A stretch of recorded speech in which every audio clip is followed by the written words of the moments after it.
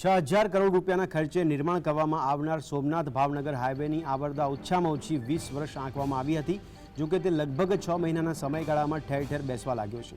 હજુ તો ડોડાસા પાસે 8 દિવસ પહેલાં બાયપાસ ખુલ્લો મૂકવામાં આવ્યો હતો અને રોડ ધોવાઈ ગયો તો કોડીનાર વેરાવળ વચ્ચે એક પુલ બેસી ગયો તો બીજી તરફ ઉના બાયપાસ પાસે રેલવે ફ્લાયઓવર માત્ર 4 મહિનાના સમયગાળામાં 30 મીટર સુધી બેસી જતા આ રોડના બાંધકામ મુદ્દે અનેક સવાલ ઊભા થયા છે।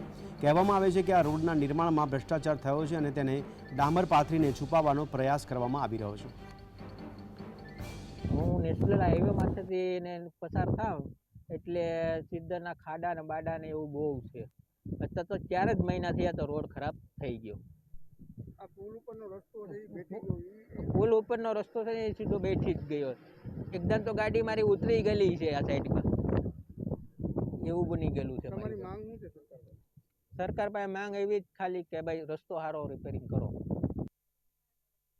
પણ અત્યારે આમાં જોવા બેઠો ને તો બધી બાજુ પુલ બેઠી ગયા છે। આ રેલવેનો પુલ છે એ 20 થી 30 મીટર સુધી લાંબો તિરાડ પડી અને આખો બ્રિજ નોખો થઈ ગયો છે, છતાં તંત્ર આમાં કોઈ ધ્યાન નથી આપતી। ભારી સાધનો હાલે છે, અંબુજા અને જીએસએનએલ જેવી કંપનીઓ હોય, એલએનટી જેવી કંપનીઓ હોય, એના સાધનો જે અહીંથી હાલતા હોય લોડિંગવાળા, છતાં કોઈ તંત્ર કે હાઈવે ઓથોરિટીવાળાનું ધ્યાન નથી આપતા।